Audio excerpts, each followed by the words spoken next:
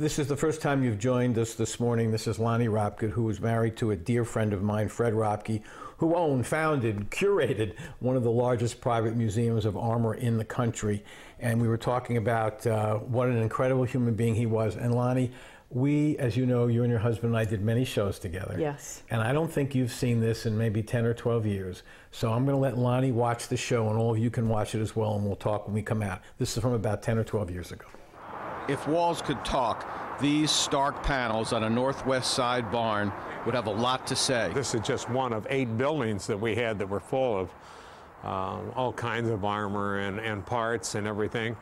And now it's just a great big empty hall. We could hold a dance in here. For 25 years, they housed what might be considered the finest private collection of combat vehicles. Fred Ropke, an ex-Marine, was a former big gun in the printing business. The future was in doubt. My resolve in maintaining this collection was not. Fred lived on this property for 75 years, and he began his collection as a kid. My father brought me my first sword when I was 8. I bought my first artifact, a sword. All of these items I still have when I was 8½. As the collection of armaments grew, so did Fred's passion. A passion not shared by the United States government. The fastest thing they could do is to get away from all of the stuff, the war, because war is a terrible thing and the memories of war are bad. And it becomes not an item of death or item of killing, but a historical item, a part of which is a very important part of our American heritage to have the freedom we have today.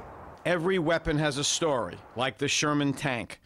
What do you do with an old tank? The problem with cutting them up was that they took so much oxyacetylene that the scrap dealers concentrated on easier items. That's good for us. Good indeed. Fred Ropke never saw that tank as just a hunk of steel.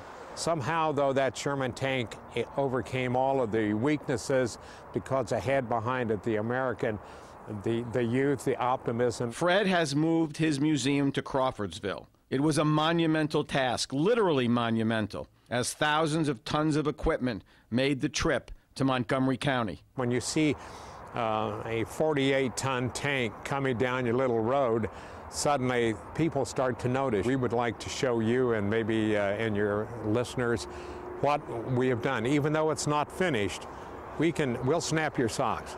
I'm Dick Wolfsie for Daybreak.